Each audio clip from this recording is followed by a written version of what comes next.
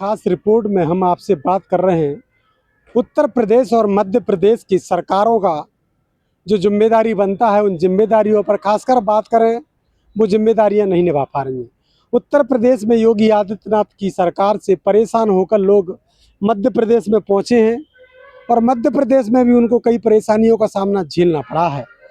यह बात आज इसलिए कह रहे हैं कि मुरैना कलेक्ट्रेट पर मौजूद हैं और यहाँ पर जो दो युवक आप देख रहे हैं, दो व्यक्ति देख रहे हैं, एक विकलांग है और दूसरे ठीक हैं, लेकिन आप देख सकते हैं किस प्रकार से इनके हालात इतने बदतर हैं आज के रुकने के लिए जगह नहीं है। उत्तर प्रदेश से मध्य प्रदेश में शरण लेने के लिए आए, लेकिन इनको रुकने के लिए छत नहीं मिली, तबीयत खराब है तो एम्बुलेंस तक इनके पास नहीं पहुंची। पूरा मामला क्या कुछ है जान लेते हैं इनसे। क्या नाम है आपका? मेरा नाम जीत गुप्ता है। जीतू, कहाँ रहते थे आप? अलीगढ़ जिले के रहने वाले हैं, उत्तर प्रदेश में। अलीगढ़ के रहने वाले हो, आज मध्य प्रदेश में हो। आप क्या दिक्कत आना पड़ी जो मध्य प्रदेश में भटक रहे हो? अलीगढ़ में हमारे साझेदार ने हमसे हमारा घर, जमीन, व्यापार सब कुछ हड़प लिया कितनी गया। जमीन थी आपकी? वह 3 करोड़ रुपए की जमीन है। अच्छा। 3 बीघे जमीन है जी। शहर में ही है? जी। अच्छा। नगर पंचायत क्षेत्र में लगती है। अच्छा अच्छा। जी। मकान कैसे हड़प लिया, व्यापार कैसे हड़प लिया? मकान उससे हमने पैसे लिए थे और उसने, मेरे भाई ने अपना हिस्सा गिरवी रखे उसके पास, उसने पूरे मकान पर कब्जा कर लिया। उसके दबाव में मेरा भाई 2 बार आत्महत्या का प्रयास कर चुका है। मैं एसएसपी साहब के पास गया, रोते हुए, गिड़गिड़ाते हुए, कोई सुनवाई नहीं हुई। लेकिन फिर मैंने डीजीपी साहब को कंप्लेंट करी, वहाँ से भी कोई सुनवाई नहीं हुई। मैंने बोला कि इसमें जिले के 25 पुलिस वाले संलिप्त हैं, वहाँ से कोई सुनवाई नहीं हुई है। मैंने सीएम पोर्टल पर कंप्लेंट करी कि डीजीपी ऑफिस से वो नहीं हो रहा, कोई सुनवाई नहीं हो रही। वहाँ से गलत रिपोर्ट लगा दी गई। ये लगा दी गई कि पीड़ित की बहन के साथ रेप हुआ है। मैं सारे सबूत लेकर सुप्रीम कोर्ट गया, वहां से भी कुछ नहीं हुआ। वहां से ये बोल दिया गया कि ग्रीष्मकाल की छुट्टियां हैं। मैं राष्ट्रीय मानव अधिकार भवन में ये सारी चीजों की मैंने कंप्लेंट दिखा दी। मैंने सीएम साहब को, डिप्टी सीएम साहब को, सारे अपने जिले के विधायक सांसदों को, हर छोटे बड़े भाजपा के, अन्य विपक्षी दलों के, अखिलेश यादव, राहुल गांधी, सारे दलों से मैंने हाथ जोड़कर, भीख मांगकर सबसे बोला कि मेरी भुखमरी की कगार है, हमें बचा लीजिए, हमें बचा लीजिए। हम 3 महीने से मध्य प्रदेश की सड़कों पर भटक रहे हैं। आज कल मेरी तबीयत खराब हुई थी, मैंने एम्बुलेंस के लिए कॉल किया था, 4 घंटे तक कोई एम्बुलेंस नहीं आई थी। मेरी बाइक खराब है, सड़कों पर हम भटक रहे थे। मैंने पुलिस के लिए कॉल की, पुलिस ने भी बोल दिया कि हम इसमें कोई सहायता नहीं कर सकते। मैंने कहा कि बस मुझे रात तक का समय, सुबह तक का समय चाहिए। कलेक्टर साहब के पास मैं चला जाऊंगा, एसपी साहब के पास चला जाऊंगा। मैं सुबह एसपी साहब के पास गया, रात को मैं और मेरा विकलांग भाई सड़कों पर भटकते रहे। वहाँ कोई हमें पूछने वाला नहीं था, हम भूखे प्यासे लाचार सड़कों पर भटकते रहे, कोई कहीं सुनवाई नहीं हुई है। मैं अभी एसपी साहब के पास गया, वहाँ से बोल दिया उत्तर प्रदेश का मामला है, हम सुनवाई नहीं करेंगे। मैंने मानव अधिकार भवन का कागज भी दिखाया, वहाँ से कोई सुनवाई नहीं हुई है कि कलेक्टर साहब के अंतर्गत आता है। हम कलेक्टर साहब के पास आए, कलेक्टर साहब के पास से बोल दिया एसपी साहब के पास जाइए। अब कलेक्टर साहब के ऑफिस में आईजी साहब भी हैं, एसपी साहब भी हैं। मैं कहाँ जाऊँ अपने विकलांग भाई को लेकर? एक गरीब लाचार की कोई नहीं सुनता। अगर यही किसी भाजपा के साथ हुआ होता तो अब तक उनको जेड सिक्योरिटी और सब चीजें वो आरोपी फंदे पर लटका दिए जाते। गरीब की कोई नहीं सुनेगा।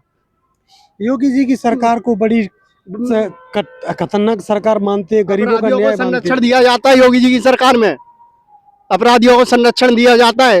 एसएसपी साहब के यहाँ से क्यों कार्रवाई नहीं हुई थी जब इसने जहर खाया था? तो सीएम पोर्टल पर क्यों गलत रिपोर्ट लगी? डीजीपी साहब के यहाँ से क्यों कार्रवाई नहीं हुई?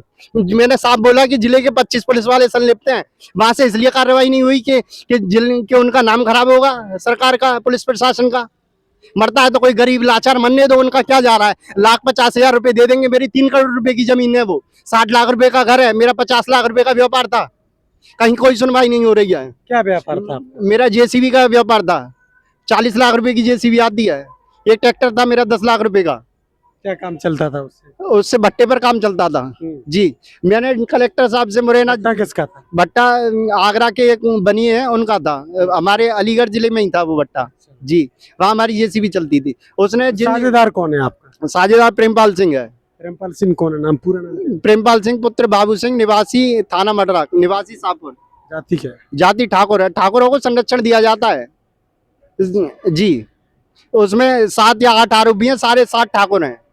वहाँ के विधायक से संपर्क किया आपने? जी, अरे विधायक सांसद हर एक से किया। उसमें विधायकों के मेलजोल वाले आदमी है ना, विधायक क्यों कार्रवाई करेंगे? विधायक क्यों सुनवाई करेंगे? विधायक कौन है? विधायक वहाँ के कोल विधायक, सबसे उनकी वो बेटा उठन है जी। उत्तर प्रदेश की सरकार से कुछ कहना चाहोगे? उत्तर प्रदेश सरकार से ये कहना चाहेंगे कि जो ये हो रहा है बहुत अच्छा हो रहा है, और जो जनता से हम जो भी इसको देख रहा है उत्तर प्रदेश में, मध्य प्रदेश में, बस ये कहना चाहते हैं कि सब लोग सतर्क रहें, कि सरकार के भरोसे कभी ना बैठें, कभी ना बैठें सरकार के भरोसे। जो भी करें स्वयं करें, सरकार के भरोसे कुछ नहीं होता। सरकार के भरोसे हम बैठे, न्याय के भरोसे। आज देख लीजिए मेरा विकलांग भाई कैसे, हम अपना घर का सामान लेके सड़कों पर भटक रहे हैं। मैंने कलेक्टर साहब से बस रेन बसेरा मांगा था। रेन बसेरा तो किसी को भी वो कर दिया जाता है। मैंने कुछ नहीं और नहीं मांगा था। मैंने बस ये कहा था कि आप जिला अस्पताल में हमारी न्याय उसके लिए, इलाज के लिए वो करा दीजिए। कुछ नहीं हुआ था। जीवन कैसे काट रहे हो अब, जब घर से निकल के आए हो तो लगातार सड़कों पर भटक रहे हैं। कितने महीने से बाहर हो? 3 महीने से बाहर हैं, सड़कों पर भटक रहे हैं। कहाँ पर रह के आए? बुलंदशहर जिले में एक आश्रम था, वहाँ रहे थे। मध्य प्रदेश में रह रहे थे 3 महीने से, और सड़कों पर भटक रहे थे। रात को भी सड़कों पर भटकते रहे थे। पुलिस प्रशासन से बोला, 112 नंबर से नूराबाद थाने से गाड़ी आई थी। हमने बोला सर हमारी कुछ मदद कर दीजिए, हम सुबह कलेक्टर साहब के पास जाएंगे। उन्होंने मना कर दिया कि कलेक्टर साहब कुछ नहीं करेंगे इसमें। हमने बोला एसपी साहब के पास चले जाएंगे, तो उन्होंने ये बोल दिया। और अब देख लीजिए आपके सामने बोला है कलेक्टर साहब ने कि एसपी साहब के पास जाइए। एसपी साहब भी बैठे हैं, आईजी साहब भी बैठे हैं, लेकिन कोई लाचार गरीब दिव्यांग की कहीं कोई सुनवाई नहीं होगी। मरेंगे साले मरने दो, उनका क्या जा रहा है किसी का। जब जो रोटी से लाचार हैं वो क्या आवाज उठाएगा अपनी। मैंने खूब कोशिश करी ट्विटर के माध्यम से, सोशल मीडिया के माध्यम से आवाज उठाने की, लेकिन गरीब की कोई सुनवाई नहीं हो रही।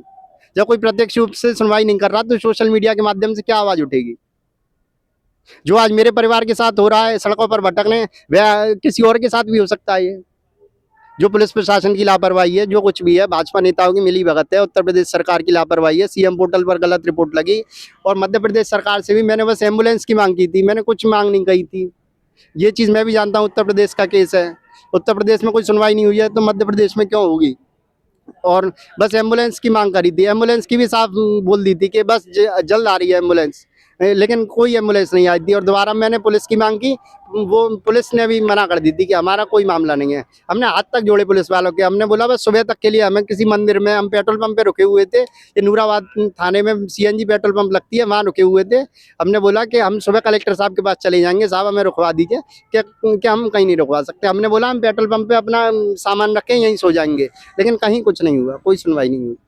तो उत्तर प्रदेश के बाद व्यक्ति भटकता हुआ मध्य प्रदेश पहुंचा, जहां पर अन्याय हुआ। उत्तर प्रदेश में सरकार के तमाम नुमाइंदों से बात की, सरकार के जितने भी सांसद विधायक हैं उनसे संपर्क किया, डीजीपी से संपर्क किया, तमाम रिपोर्ट्स लगाई, लेकिन कोई न्याय नहीं मिला। जब पूरे भारतवर्ष में माना जाता है कि उत्तर प्रदेश की योगी आदित्यनाथ की सरकार गरीबों की बेहद चिंता करती है, लेकिन आपके सामने जीता जागता उदाहरण है।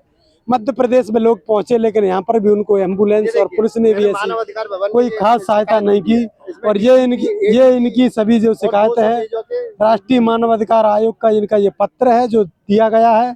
अब इनको न्याय की उम्मीद मानव अधिकार आयोग से है। आखिरी उम्मीद हमारी है, आखिरी उम्मीद इनकी यह है, और बताया जा रहा है कि अभी ये सरकारें भी नहीं सुनेंगी या ये भी नहीं सुनेगा तो क्या कुछ इनका कदम रहेगा। ये सरकारों की जिम्मेदारी है लोगों को न्याय दिलवाना, लोगों को घर देना, और लोगों को जीवन यापन की जिम्मेदारी सरकारों की होती है। और इस प्रकार का रवैया उत्तर प्रदेश में देखने के लिए मिल रहा है, जहाँ पर खुलेआम जातिवाद सामने आने की बात कही है। 7-7, 8-8 लोग हैं। ये 200 पेजों के साथ हैं सारे। 200 पेजों का ये रजिस्टर है पूरा। इसमें शिकायत बिकायत सब चीज ये है, जो मेरे सब लगा हुआ है। वो किसी और के साथ ना होगा। इनके साथ इतना ये आरोप है इनका कि पूरी तरह से गलत हुआ है इनके साथ। इस आरोप को लेकर हाथ पैर तक जोड़े हैं कि मैं हाथ पैर जोड़ रहा हूँ आपके। तमाम बातें इनकी हैं। इस रिपोर्ट में आप लोगों का क्या कुछ कहना है, कमेंट बॉक्स में राय देना ना भूलें। देखते रहिए बादल एक्सप्रेस।